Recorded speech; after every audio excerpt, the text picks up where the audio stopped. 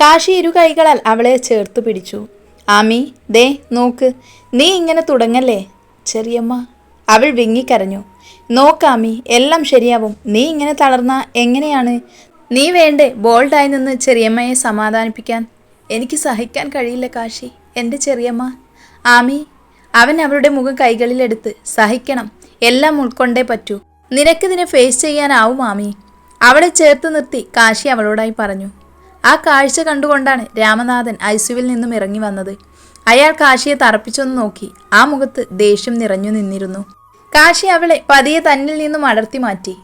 ആമി, നീ ഇനി ഇങ്ങനെ കരഞ്ഞു വിഷമിച്ച് നിൽക്കരുത്. എല്ലാം ശരിയാവും. ഞാൻ പിന്നെ വരാം. ഇപ്പോൾ ചെല്ലട്ടെ. അവൾ മെല്ലെ തലയാട്ടി. കാശി അവളുടെ കൈകളിൽ ചേർത്ത് പിടിച്ചു. കാശി പോകാൻ തിരിഞ്ഞതും അവൻ രാമനാഥനു നേരെ മിഴികൾ പായിച്ചു. അപ്പോഴും അവനെ നോക്കി ദേഷ്യത്തോടെ നിൽക്കുവാണ്. വൈകിയെ ഒന്ന് നോക്കി കാശി തിരികെ നടന്നു. അവൻ നടന്ന് അകലുന്നത് നോക്കി അവൾ നിന്നു. ഒരു നെടുവീർപ്പോടെ തിരിയുമ്പോഴാണ് അവളെ തന്നെ നോക്കി നിൽക്കുന്ന ചെറിയച്ഛനെ അവൾ കണ്ടത്. അവൾ പതിയെ അയാൾക്കരികിലേക്ക് ചെന്നു. ചെറിയച്ഛ. അയാൾ അവളെ ഒന്ന് നോക്കിയ ശേഷം അവിടെയുള്ള കസാരയിൽ അവളെ പിടിച്ചിരുത്തി. അയാൾ അവൾക്കരികിലായിരുന്നു. മോളെ, കഴിഞ്ഞതെല്ലാം മറന്ന് നിനക്ക് അവനോട് ഇത്ര വേഗം ക്ഷമിക്കാൻ കഴിഞ്ഞോ? അവളെ തന്നെ ഉറ്റുനോക്കി അയാൾ അവളോടായി ചോദിച്ചു. ചെറിയച്ഛ, എനിക്ക് അവൾ വാക്കുകളായി പരതി. അവനോടുള്ള വെറുപ്പും ദേഷ്യമെല്ലാം ഇല്ലാതായോ നിനക്ക്? ചെറിയച്ഛ, ഒരിക്കലും ഞാൻ കാശിയെ വെറുത്തിട്ടില്ല. എനിക്കതിന് ഈ ജന്മം കഴിയില്ല. പിന്നെ അന്ന് സംഭവിച്ചത് എനിക്ക് പറ്റിയൊരു എടുത്തുചാട്ടമായിരുന്നോ എന്ന് എനിക്കിപ്പോൾ തോന്നുന്നുണ്ട്. ഒരു നിമിഷത്തെ എൻ്റെ എടുത്തുചാട്ടം കാശിക്ക് പറയാനുള്ളത് പോലും കേൾക്കാൻ ഞാൻ കൂട്ടാക്കിയില്ല. അത് എൻ്റെ തെറ്റ് തന്നെയാണ്. പക്ഷേ എനിക്കിപ്പോൾ ഒന്നറിയാം, കാശിയുടെ ഉള്ളിൽ എപ്പോഴും ഞാൻ മാത്രമേ ഉള്ളൂ എന്ന്. എനിക്കത് ബോധ്യമാകുന്നുണ്ട്. വർഷ, അവൾ കാശിയെ സ്നേഹിച്ചിരുന്നിരിക്കാം. പക്ഷേ കാശി, അവൾ മനഃപൂർവ്വം എന്നെ തെറ്റിദ്ധരിപ്പിച്ചതായി കൂടെ? അങ്ങനെയാണ് എങ്കിൽ ഞാൻ ചെയ്തുകൊണ്ടിരിക്കുന്നതല്ലേ ഏറ്റവും വലിയ തെറ്റ്? എനിക്കിനിയും ചില ചോദ്യങ്ങൾക്കുള്ള ഉത്തരം കിട്ടാനുണ്ട്. എനിക്ക് ആ വർഷയെ ഒന്ന് കാണണം. പിന്നെ ഇപ്പോഴും ഞാൻ കാശിക്ക് പറയാനുള്ളത് കേട്ടിട്ടില്ല. അവനോട് മനസ്സ് തുറന്നൊന്ന് സംസാരിക്കണം. ഞാൻ ചെയ്തത് തെറ്റാണെങ്കിൽ ഇനിയെങ്കിലും അത് ഞാൻ തിരുത്തണ്ടേ? എല്ലാം മറന്നു എന്നും കാശിയെ എൻ്റെ ഹൃദയത്തിൽ നിന്നും പറിച്ചു മാറ്റിയെന്നുമെല്ലാം എല്ലാവരുടെയും മുന്നിൽ ഇനിയും അഭിനയിക്കാൻ എനിക്ക് കഴിയില്ല ചെറിയച്ഛ. പറഞ്ഞു തീർന്നതും അവളുടെ മിഴികൾ നിറഞ്ഞു തുളുമ്പിയിരുന്നു. മോളെ, ഒരിക്കൽ അവൻ കാരണം ഒരുപാട് വേദനിച്ചതാണ് നീ. അതുകൊണ്ട് ഞങ്ങളും ഒരുപാട് വിഷമിച്ചതാണ്. വീണ്ടും ഒരിക്കൽ കൂടി അവൻ കാരണം മോള് വേദനിക്കാൻ പാടില്ല. ഞങ്ങൾക്കത് സഹിക്കാൻ കഴിയില്ല മോളെ. അതുകൊണ്ട് പറഞ്ഞതാണ്. എല്ലാം മോളുടെ ഇഷ്ടം. ഒരിക്കലും നിന്റെ ഇഷ്ടങ്ങൾക്കൊന്നും ഞങ്ങൾ ആരും എതിർത്തിട്ടില്ല. അത് നിന്റെ കണ്ണ് നിറയാതിരിക്കാനാണ്. നിന്റെ സന്തോഷം അതാണ് ഞങ്ങൾക്ക് വലുത്. അതും പറഞ്ഞ് അയാൾ എഴുന്നേറ്റ് നടന്നു. വൈകിയും തൻ്റെ മനസ്സിൽ ചില തീരുമാനങ്ങൾ ഉറപ്പിച്ചു കഴിഞ്ഞിരുന്നു. ഇല്ല, ഇനിയും ഇങ്ങനെ വേദനിച്ചു ജീവിക്കാൻ കഴിയില്ല. കാശിയോട് സംസാരിച്ചേ പറ്റൂ. തൻ്റെ മനസ്സിൽ എരിയുന്ന കനലണയ്ക്കാൻ കാശിയെ കൊണ്ടേ സാധിക്കൂ. ഇനിയും തനിക്ക് ഉത്തരം കിട്ടാത്ത പല ചോദ്യങ്ങൾക്കുള്ള ഉത്തരം ഇന്ന് അവന് മാത്രമേ എനിക്ക് നൽകാൻ കഴിയൂ. കസേരയിൽ ചാരി കണ്ണുകളടച്ച് അവളിരുന്നു. മീനുവിൻ്റെ ഫോൺ കോളാണ് അവളെ ചിന്തകളിൽ നിന്നും ഉണർത്തിയത്. മീനുസേ, ചെറിയമ്മയ്ക്ക് എങ്ങനെയുണ്ട്? ഡോക്ടർ എന്തു പറഞ്ഞു? ബോധം തെളിഞ്ഞു. പക്ഷേ എന്താടാ, എന്തു പറ്റി? ഡോക്ടർ എന്താ പറഞ്ഞേ? ഡോക്ടർ പറഞ്ഞ കാര്യങ്ങൾ മീനുവിനോട് പറഞ്ഞതും വൈകിയുടെ മിഴികൾ നിറഞ്ഞു. ശബ്ദമിടറി. നീ ഇങ്ങനെ സങ്കടപ്പെടാതെ. എല്ലാം വിധിയാ മോളെ. അറിയില്ല മീനു, എനിക്ക് മാത്രം എന്താ ഇങ്ങനെയൊക്കെ സംഭവിക്കുന്നതെന്ന്. ചെറിയമ്മയുടെ കിടപ്പ് കണ്ടിട്ട് എനിക്ക് സഹിക്കാൻ കഴിയുന്നില്ല. എൻ്റെ നെഞ്ചു പൊട്ടിപ്പോകുന്നത് പോലെ. എന്താ ഇത്? നീയും കൂടെ ഇങ്ങനെ തുടങ്ങാതെ. നീ വിഷമിക്കാതെടി. അവളോട് സംസാരിക്കും തോറും വൈകിയുടെ സങ്കടം കൂടി വന്നു. വൈകിയെ ആശ്വസിപ്പിക്കാനാവാതെ മീനുവും കുഴഞ്ഞു. ഞാൻ വെക്കുക മീനു, പിന്നെ വിളിക്കാം. അതും പറഞ്ഞ് വൈക വെച്ചു. ശരി, ഞാൻ വൈകിട്ട് വിളിക്കാം.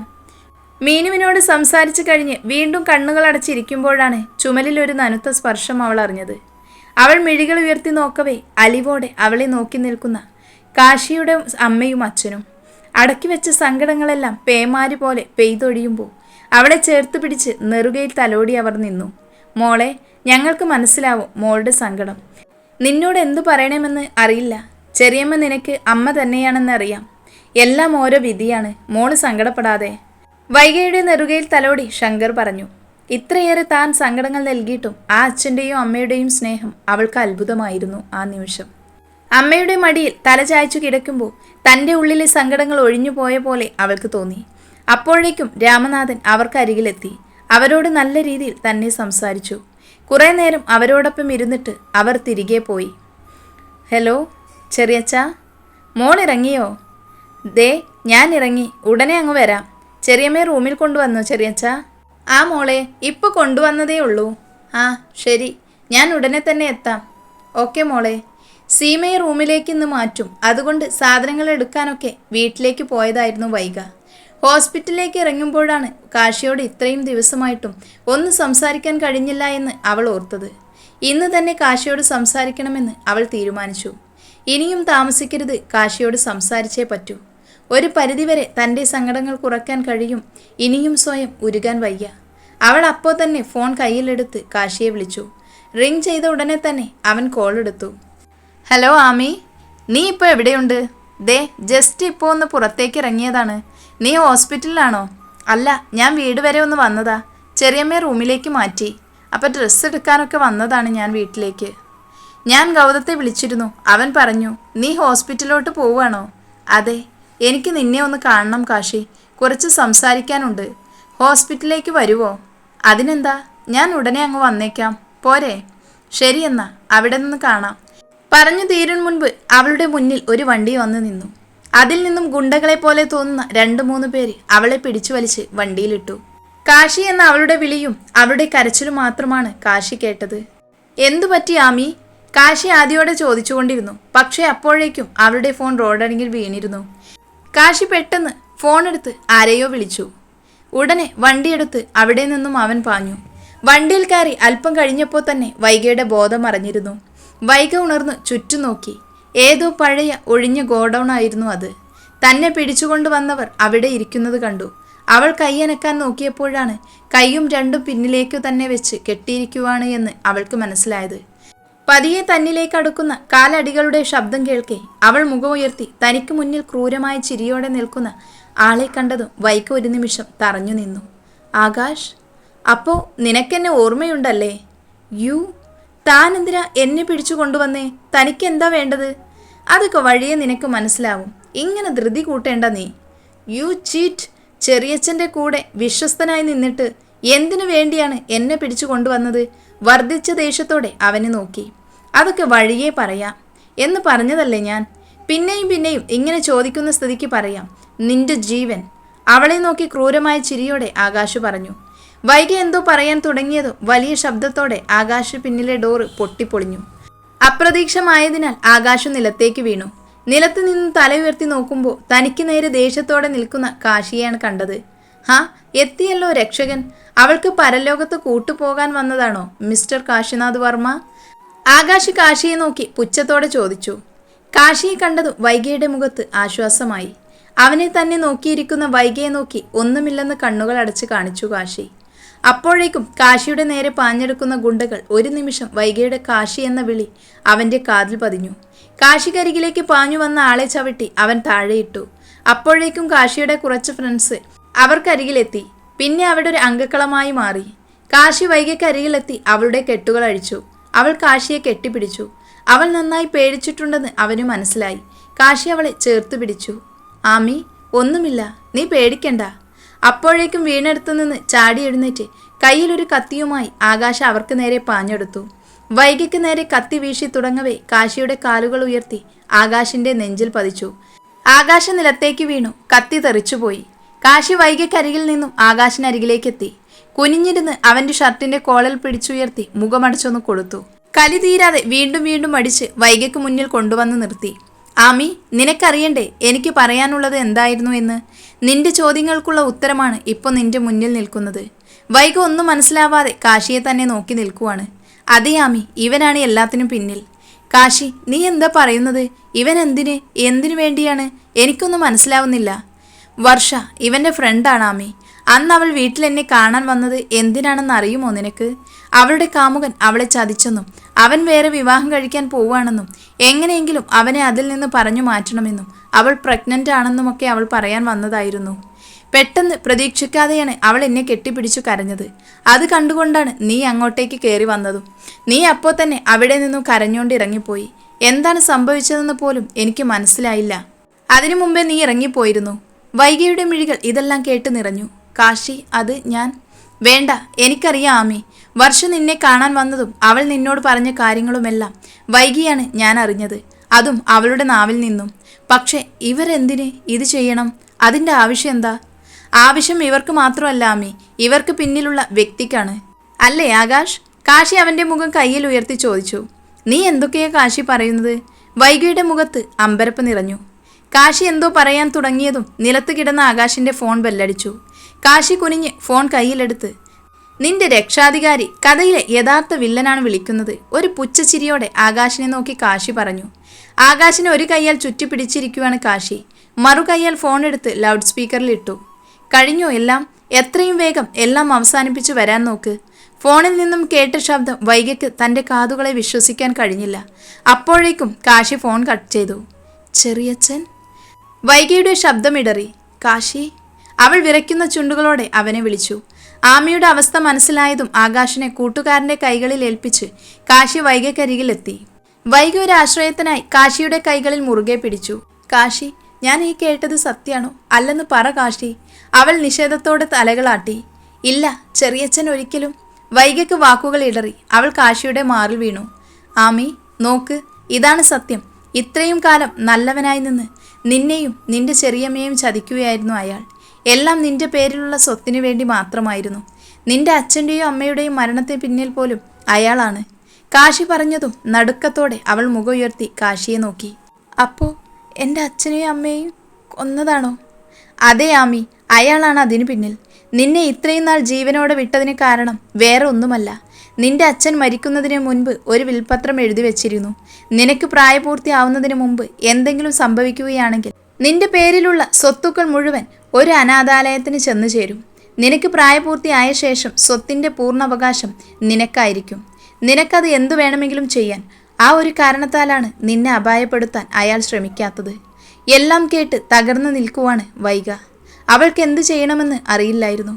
ഇത്രയും കാലം സ്വന്തം അച്ഛൻ്റെ സ്ഥാനത്ത് കണ്ട് സ്നേഹിച്ചത് ഒരു ചതിയനെ ആണല്ലോ എന്ന തോന്നൽ അവൾക്ക് സഹിക്കാവുന്നതിലും അപ്പുറമായിരുന്നു. നീ ഇതെല്ലാം എങ്ങനെ അറിഞ്ഞു? വിതുമ്പുന്ന ചുണ്ടുകളോടെ വൈഗ കാശിയോടായി ചോദിച്ചു. നമ്മൾ തമ്മിൽ അന്ന് ആ സംഭവത്തിന് ശേഷം കണ്ടു പിരിയുമ്പോഴും നിന്റെ മാറ്റത്തിന് കാരണം എന്താണെന്ന് മാത്രം എനിക്ക് മനസ്സിലായില്ല. പിന്നീട് പലതവണ ഞാൻ നിന്നെ കാണാനും സംസാരിക്കാനും ശ്രമിച്ചപ്പോഴും എല്ലാം എനിക്ക് മുന്നിൽ തടസ്സമായി വന്നത് അയാളായിരുന്നു. ഒരിക്കൽ അയാളുടെ വായിൽ നിന്നുമാണ് എനിക്ക് മറ്റൊരു പെൺകുട്ടിയുമായി അടുപ്പമുണ്ടായിരുന്നു എന്നും ഞാൻ നിന്നെ ചതിക്കുമായിരുന്നു എന്നും അയാൾ പറഞ്ഞു. അന്നാണ് എനിക്ക് എന്താണ് മനസ്സിലായത്. അപ്പോഴാണ് ഇതിനു പിന്നിൽ അങ്ങനെ ഒരു കാരണമുണ്ടെന്നും ഞാൻ അറിഞ്ഞത്. നീ അപ്പോൾ എന്നിൽ നിന്നും ഒരുപാട് ദൂരത്തെത്തിയിരുന്നു ആമി. അങ്ങനെയാണ് ഞാൻ വർഷയെ കാണാൻ തീരുമാനിച്ചത്. അന്ന് വീട്ടിൽ വന്നതിൽ പിന്നെ അവൾ എന്നെ കാണാൻ വരികയോ എൻ്റെ കോൾ എടുക്കുകയോ ചെയ്തിരുന്നില്ല. കുറെ അന്വേഷിക്കേണ്ടി വന്നു അവളെ കണ്ടെത്താൻ. അവസാനം അവൾക്കിട്ടൊന്ന് പൊട്ടിച്ചപ്പോൾ നിന്നെ വന്ന് കണ്ടതുൾപ്പെടെ എല്ലാം അവൾ പറഞ്ഞു. അപ്പോഴും എൻ്റെ മുന്നിലുള്ള പ്രധാന സംശയം, ആകാശ് ആരാണ്? എന്താണ് അവൻ? എന്തിനിത് ചെയ്തു? നിങ്ങളുമായി എന്ത് ബന്ധമാണ് അവനുണ്ടായിരുന്നത്? ഒരിക്കൽ പോലും അങ്ങനെ ഒരു വ്യക്തിയെപ്പറ്റി നീ എന്നോട് പറഞ്ഞിട്ടില്ലായിരുന്നു. പിന്നീട് എൻ്റെ അന്വേഷണം ആ വഴിക്കായിരുന്നു. ഇവൻ നിങ്ങളുടെ ഓഫീസിൽ മാനേജറായി ചാർജ് എടുത്തു എന്ന് ഞാൻ അറിഞ്ഞു. അപ്പോഴും നിന്റെ ചെറിയച്ഛൻ ഇതിനൊക്കെ പിന്നിലുണ്ടെന്ന് എനിക്കറിയില്ലായിരുന്നു. ഇവനെപ്പറ്റി കൂടുതൽ അന്വേഷിച്ചറിഞ്ഞു. കൃത്യമായി പറഞ്ഞ ഞാൻ നിനക്കരികിലേക്ക് വീണ്ടും വരുന്നതിന് മുൻപ് അവിടെ മുതലാണ് നിന്റെ ചെറിയച്ഛൻ്റെ പങ്ക് മനസ്സിലാക്കി തുടങ്ങിയത്. ആകാശ് അയാളുടെ മകനാണെന്ന്. വാട്ട്? കാശി, ഇതൊക്കെ സത്യമാണോ? സത്യം. ആകാശ് അയാളുടെ ആദ്യ ഭാര്യയുടെ മകനാണ്. അതൊക്കെ മറച്ചുവെച്ചാണ് നിന്റെ ചെറിയമ്മയുടെ ജീവിതത്തിൽ അയാൾ കടന്നു വന്നത്. ആകാശിൻ്റെ അമ്മ മരിച്ചപ്പോൾ അവൻ്റെ സംരക്ഷണം മറ്റാരെയും അറിയാതെ ഏറ്റെടുക്കേണ്ടി വന്നു. അപ്പനെ പോലെ തന്നെ പണത്തിനോടും സ്വത്തിനോടുമുള്ള ആർത്തി ഇവൻ വളരുന്നതിനോടൊപ്പം കൂടി വന്നു. രാമവർമ്മയുടെ കൗശലബുദ്ധിയിൽ നിന്നെ ഇവനെ കൊണ്ട് വിവാഹം കഴിപ്പിച്ച് സ്വത്തെല്ലാം കൈപ്പിടിയിലാക്കാമെന്ന ധാരണയായിരുന്നു. പക്ഷെ ഒട്ടും പ്രതീക്ഷിക്കാതെ ഞാൻ നിന്റെ ലൈഫിൽ വന്നത് ഇവർക്ക് തിരിച്ചടിയായി. ഞാൻ നിന്നെ വിവാഹം കഴിച്ചാൽ സ്വത്തെല്ലാം കൈവിട്ടു പോകുമെന്ന് ഇവർ കരുതി. എന്നിൽ നിന്നും നിന്നെ അകറ്റാനാണ് ഇവർ പിന്നീട് ശ്രമിച്ചത്. വർഷയും ഞാനും തമ്മിലുള്ള ഫ്രണ്ട്ഷിപ്പ് അറിഞ്ഞ് ഇവർ കളിച്ച നാടകമാണ് പിന്നീട് നടന്നതെല്ലാം. ഇത് കേട്ടപ്പോഴാണ് വർഷയും ഓർത്തത്. കാശി തന്നെ കാണാൻ വരുമ്പോഴെല്ലാം തടസ്സം ചെറിയച്ഛൻ തന്നെയായിരുന്നു. എനിക്കൊരു ചേഞ്ച് ആകുമെന്നും US പോവാൻ കൂടുതൽ നിർബന്ധവും അയാൾക്കായിരുന്നു. പക്ഷേ അതിനെല്ലാം പിന്നെയും ഇത്രയും വലിയ ചതിയായിരുന്നു എന്ന് മാത്രം അറിഞ്ഞില്ല. വൈഗ ഓർത്തു. സ്വത്തിനു വേണ്ടി അയാൾ എന്തു ചെയ്യുമെന്ന് എനിക്ക് മനസ്സിലായി. അങ്ങനെയാണ് നിന്റെ അച്ഛൻ്റെയും അമ്മയുടെയും മരണം എന്നിൽ സംശയം തോന്നാൻ കാരണം. പിന്നെ അതിനായി തെളിവുകളില്ലായിരുന്നു. ഇവിടുത്തെ SP ആദി മാധവ് കിരണിൻ്റെ കസിനാണ്. അൺഒഫീഷ്യലായി ആദ്യ ആ കേസ് അന്വേഷിച്ചു. നിനക്ക് ഓർമ്മയില്ലേ, നീ ഹോസ്പിറ്റലായി അടുത്തിടെ ഞാൻ ലീവ് എടുത്ത് നാട്ടിൽ വന്നത്? അത് ഇതിൻ്റെ കാര്യത്തിന് വേണ്ടി തന്നെയായിരുന്നു. നിന്നോടെല്ലാം പറയാൻ ഉറപ്പിച്ചു തന്നെയാ തിരികെ ഞാൻ വന്നത്. അപ്പോഴേക്കും ചെറിയമ്മ കാശി ഒന്ന് പറഞ്ഞു നിർത്തി.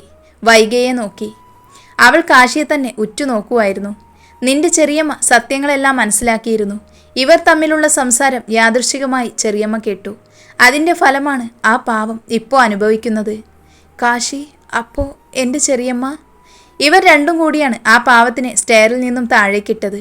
ജോലിക്കാരി ഒരു പക്ഷേ ആ സമയം അവിടെ വന്നില്ലായിരുന്നെങ്കിൽ ചെറിയമ്മ ഇന്ന് ജീവനോടെ കാണില്ലായിരുന്നു.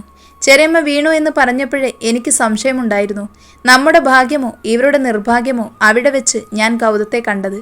അന്ന് അവൻ്റെ കൂടെ ചെന്ന് കാര്യങ്ങളെല്ലാം ഞാൻ അവനോട് സംസാരിച്ചു. ചെറിയമ്മയ്ക്ക് ബോധം വീണപ്പോൾ ഞാനാണ് അവൻ്റെ ഒപ്പം ആദ്യം കയറി കണ്ടതും സംസാരിച്ചതുമെല്ലാം. ചെറിയമ്മ എന്നോട് പറഞ്ഞു നിന്നെ അവരുടെ കയ്യിൽ നിന്നും രക്ഷിക്കണമെന്നും. ആമി ഒന്ന് ഞെട്ടി കാശിയെ നോക്കി. അപ്പോൾ ചെറിയമ്മയ്ക്ക്? കുഴപ്പമില്ല ആമി, 2-3 മാസം കൊണ്ട് പഴയപടി എഴുന്നേറ്റ് നടക്കും. പിന്നെ ഗൗതത്തെ കൊണ്ട് ഞാൻ അങ്ങനെ പറയിപ്പിച്ചതാണ്. ഒരു കുഴപ്പമില്ല എന്നറിഞ്ഞാൽ അവർ അടങ്ങിയിരിക്കില്ലല്ലോ. കാശി പറഞ്ഞതെല്ലാം കേട്ട് എല്ലാം തകർന്ന മനസ്സുമായി കാശിയുടെ തോളിൽ വൈക ചാഞ്ഞു. എല്ലാം മനസ്സിലായതുകൊണ്ട് തന്നെ നിന്റെ കാര്യത്തിൽ ഒരു ശ്രദ്ധ ഉണ്ടായിരുന്നു. അതാണ് എന്നെ ഇവിടെ എത്തിച്ചത്. എനിക്കറിയാം ആമി, ഈ കേട്ടതൊന്നും ഉൾക്കൊള്ളാം നിനക്കായിട്ടില്ല എന്ന്. പക്ഷെ ഇതാണ് സത്യം, അംഗീകരിച്ചേ പറ്റൂ. ഇനി ഈ അപ്പനും മോനും പുറം ലോകം കാണില്ല. ആകാശിന്റെ നേരെ നോക്കി കാശി പറഞ്ഞു. ആമി പതിയെ കാശിയിൽ നിന്ന് അടർന്നു മാറി ആകാശിന്റെ അരികിലേക്ക് നടന്നു. തലയും കുനിച്ച് നിൽക്കുവാണ് അവൻ. ആമി അവന്റെ ഷർട്ടിന്റെ കോളർ പിടിച്ചു. സ്വത്തിനു വേണ്ടി നീയൊക്കെ തകർത്തത് എൻ്റെ ജീവിതമാണ്. അവനെ പിടിച്ചു കുലുക്കി അവൾ പറഞ്ഞു. അവൻ അവളുടെ മുഖത്തേക്ക് നോക്കിയതും അവളുടെ കൈ അവൻ്റെ മുഖത്ത് പതിഞ്ഞു. അപ്പോഴേക്കും പോലീസ് എത്തി. ആകാശിനെ കൊണ്ടുപോയി. കാശി വൈകയെയും കൂട്ടി പിന്നാലെ പോയി. നേരെ അവർ ചെന്നത് ഹോസ്പിറ്റലിലേക്കാണ്. കാശിയെയും വൈകയെയും കണ്ടതും രാമനാഥൻ ഒന്ന് ഞെട്ടി. എങ്കിലും അത് മറച്ചുവെച്ച് കാശിയുടെ അരികിലെത്തി. മോളെ, എവിടെയായിരുന്നു നീ? ഞാൻ എന്തു ടെൻഷൻ അടിച്ചെന്നോ? നിന്നെ വിളിച്ചിട്ടും കിട്ടിയില്ല. ഉടനെ എത്തുമെന്ന് പറഞ്ഞതല്ലേ? അത് കേട്ടതും വൈകയുടെ മുഖത്ത് ഒരു പുച്ഛച്ചിരി വിരിഞ്ഞു. ചാവാതെ മുന്നിൽ വന്ന് നിന്നതുകൊണ്ടുള്ള ടെൻഷനാണോ? വൈക പറഞ്ഞത് കേട്ട് അയാളൊന്ന് ഞെട്ടി. മോളെ, എന്താ നീ പറഞ്ഞത്? മോളോ? ആരുടെ മോള്? ഇനി ഒരിക്കൽ പോലും ആ നാവ് കൊണ്ട് എന്നെ അങ്ങനെ വിളിക്കരുത്. വൈക, നീ എന്തൊക്കെയാ പറയുന്നത്? അയാൾ അവൾക്ക് അരികിലേക്ക് ചെന്ന് കയ്യിൽ പിടിക്കാൻ ആഞ്ഞതും അവൾ അത് തട്ടിമാറ്റി. തുടരുതന്നെ, എൻ്റെ അച്ഛയെയും അമ്മയെയും ഇല്ലാതാക്കിയ നിങ്ങളെയാണല്ലോ ഇത്രയും നാളും സ്വന്തം അച്ഛൻ്റെ സ്ഥാനത്ത് കണ്ട് സ്നേഹിച്ചതെന്ന് ഓർക്കുമ്പോൾ എനിക്ക് എന്നോട് തന്നെ വെറുപ്പ് തോന്നുന്നു. ഇപ്പോഴും ഒന്നും മനസ്സിലായില്ലേ രാമനാഥൻ? ഇത്രയും കാലം അണിഞ്ഞ മുഖം മൂടി അഴിഞ്ഞു വീണിരിക്കുന്നു. ആ മുഖം മൂടിക്ക് പിന്നിൽ താൻ ഒളിപ്പിച്ചു വെച്ച യഥാർത്ഥ മുഖം ഇവൾ തിരിച്ചറിഞ്ഞു കഴിഞ്ഞു. സ്വത്തിനു വേണ്ടി താനും തൻ്റെ മകനും ചെയ്തു കൂട്ടിയതെല്ലാം അറിഞ്ഞു തന്നെയാ ഇവൾ തനിക്ക് മുന്നിൽ നിൽക്കുന്നത്. തൻ്റെ മകനുണ്ടല്ലോ ഇപ്പോൾ പുറത്ത് പോലീസ് വണ്ടിയിൽ തന്നെയും കാത്തിരിക്കുന്നുണ്ട്. അത് കേട്ട് അയാൾ ഞെട്ടി. വിളറി വെളുത്ത മുഖത്തോടെ അവരെ നോക്കി. അപ്പോഴേക്കും പോലീസ് എത്തി അയാളെ വിലങ്ങു വെച്ചു. വൈക അയാൾക്ക് മുന്നിൽ ചെന്ന് നിന്ന് അവളുടെ മിഴികൾ അയാളോട് വെറുപ്പും ദേഷ്യവും ആളിക്കത്തിയിരുന്നു. എന്ത് തെറ്റാ എൻ്റെ ചെറിയമ്മ നിങ്ങളോട് ചെയ്തത്? നിങ്ങളെ ജീവനേക്കാൾ സ്നേഹിച്ചതോ? നിങ്ങൾ സ്വത്തിനു വേണ്ടി ഇല്ലാതാക്കിയത് എൻ്റെ ജീവിതമാണ്. എൻ്റെ അച്ഛനെയും അമ്മയെയും നിങ്ങൾ ഇല്ലാതാക്കി. ഞാൻ പ്രാണനായി സ്നേഹിച്ച കാശിയെ എന്നിൽ നിന്നും അകറ്റി. അവസാനം എൻ്റെ ചെറിയമ്മയെ. ഇതെല്ലാം നിങ്ങൾ ചെയ്തു കൂട്ടിയത് പണത്തോടുള്ള ആർത്തി കൊണ്ടല്ലേ? എന്നിട്ട് എന്തെങ്കിലും നേടിയോ? എൻ്റെ കൈ നിങ്ങളുടെ മുഖത്ത് പതിയാഞ്ഞത് തന്നോടുള്ള ബഹുമാനം കൊണ്ടല്ല, അറപ്പ് കൊണ്ടാണ്. കിതപ്പോടെ അവൾ പറഞ്ഞു നിർത്തി. അയാൾ തല താഴ്ത്തി പോലീസുകാർക്കൊപ്പം മുന്നോട്ട് നടന്നു. അയാൾ കണ്ണിൽ നിന്നും മാഞ്ഞതും വൈക കാശിയെ കെട്ടിപ്പിടിച്ചു. അവളുടെ കണ്ണുകൾ തോരാ മഴ പോലെ പെയ്തിറങ്ങി. അവൻ അവളെ ചേർത്തു പിടിച്ചു. കാശി, ഞാൻ. അവളുടെ വാക്കുകൾ ഇടറി. സോറി, ഞാൻ ചെയ്തത് ഒരിക്കലും പൊറുക്കാനാകാത്ത തെറ്റാണ്. ആ നിമിഷം എനിക്കറിയില്ല കാശി, എൻ്റെ മനസ്സ് കൈവിട്ടു പോയി. വൈകയുടെ മുഖം കയ്യിലെടുത്ത് അവൻ അവളുടെ നെറ്റിയിൽ ചുണ്ടുകൾ ചേർത്തു. ആമി, ഒരിക്കലും നിന്നെ വെറുക്കാൻ എനിക്കോ എന്നെ വെറുക്കാൻ നിനക്കോ കഴിഞ്ഞിട്ടില്ല. കഴിഞ്ഞതെല്ലാം കഴിഞ്ഞു. ഇനി അതെല്ലാം ഒരു സ്വപ്നം പോലെ മറക്കാം. നീ എൻ്റെ പ്രാണനാണ് ആമി, എൻ്റെ പ്രണയവും. അവൻ്റെ കണ്ണുകൾ നിറഞ്ഞിരുന്നു. അവൾ ഒന്നുകൂടെ അവനെ മുറുക്കെ പുണർന്നു. ആമി, നിനക്ക് ചെറിയമ്മയെ കാണണ്ടേ? കാണണം. കാശി അവളെയും കൂട്ടി സീമയുടെ അരികിലെത്തി. അവളെ കാണെ അവരുടെ മിഴികൾ നിറഞ്ഞു തുളുമ്പി. മോളെ, ഈ ചെറിയമ്മയോട് ക്ഷമിക്ക്. എനിക്കൊന്നും അറിയില്ലായിരുന്നു. ഞാൻ കാരണം മോൾക്ക്. ചെറിയമ്മ ഇങ്ങനെയൊന്നും പറയരുത്. എൻ്റെ ചെറിയമ്മ ഒരു തെറ്റും ചെയ്തിട്ടില്ല. എന്നെപ്പോലെ തന്നെ അയാളുടെ ചതിയിൽ ചെറിയമ്മയും പെട്ടുപോയി. രണ്ടുപേരും പരസ്പരം കെട്ടിപ്പിടിച്ച് കരഞ്ഞു. കാശി അവർക്കരികിലെല്ലാം കണ്ടുകൊണ്ട് നിന്നു. സീമ അവളെ അടർത്തി മാറ്റി കാശിയുടെ നേരെ തിരിഞ്ഞു. മോനെ കാശി, ഞാനും മോനോട് ഒരുപാട് വേദനിപ്പിച്ചിട്ടുണ്ട്. ക്ഷമിക്കണം ഈ ചെറിയമ്മയോട്. ചെറിയമ്മ ഇങ്ങനെയൊക്കെ പറഞ്ഞാലാണ് എനിക്ക് സങ്കടമാവുന്നത്. അവൻ അവർക്കരികിലായിരുന്നു. അവർ വൈഗയുടെ കൈകളെടുത്ത് കാശിയുടെ കൈകളിൽ ചേർത്ത് വെച്ചു. എൻ്റെ മോളെ ഇതുപോലെ സ്നേഹിക്കാൻ വേറെ ആർക്കും കഴിയില്ല. ഇവൾ നിന്റെ പ്രാണനാണെന്ന് എനിക്കറിയാം. എന്നും ഇങ്ങനെ തന്നെ ജീവിക്കണം. അവർ പറഞ്ഞു നിർത്തിയതും കാശി അവളുടെ കൈകൾ മുറുക്കെ നെഞ്ചോട് ചേർത്തു. ഒരിക്കലും വിട്ടുകളയില്ല എന്ന് പറയുന്നത് പോലെ. സങ്കടങ്ങളെല്ലാം മാറി എല്ലാവരിലും സന്തോഷം നിറഞ്ഞു. അങ്ങനെ ഋതുക്കൾ പലതും മാറി മറിഞ്ഞു. ഇന്ന് ആമി അവളുടെ കാശിക്ക് മാത്രം സ്വന്തമാണ്. ആമി, ആമി, ഇവളിത് എവിടെ പോയി കിടക്കുക? എന്താ കാശി, നീ എന്തിനിങ്ങനെ കിടന്ന് വിളിച്ചു പോകുന്നത്?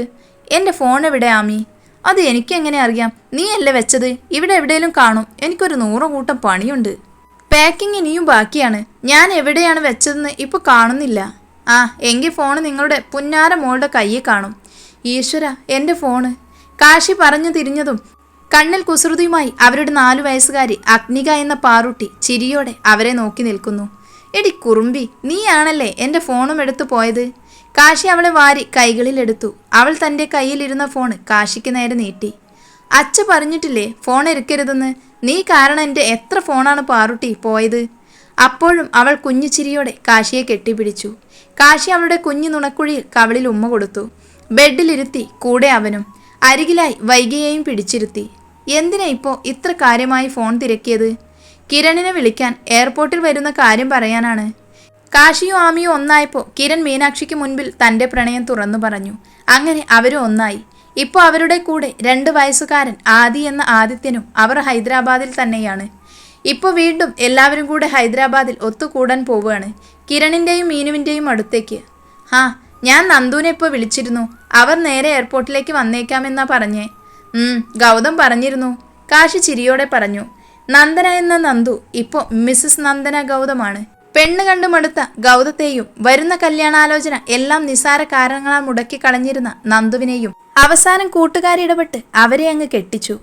ഇപ്പോൾ 1.5 വയസ്സുകാരി ഇഷ എന്ന ഇഷാനിയുമായി അവർ ഹാപ്പിയാണ്. എല്ലാ വെക്കേഷനും ഉള്ളതാണ് ഈ ഒത്തുകൂടൽ. എപ്പോഴും നാട്ടിലാണ് കൂടാറ്. എന്നാൽ ഇത്തവണ വീണ്ടും തങ്ങളെ വിധി ഒന്നിച്ചു ചേർത്ത ഹൈദരാബാദ് എന്ന ഭാഗ്യങ്ങളുടെ നഗരത്തിലേക്ക് കാശിയും അവൻ്റെ ആമിയും കൂടെ അവരുടെ പൊന്നോമനയും. കുഞ്ഞു കുഞ്ഞു പിണക്കങ്ങളും സന്തോഷങ്ങളുമായി കാശിയും അവൻ്റെ ആമിയും ജീവിക്കട്ടെ.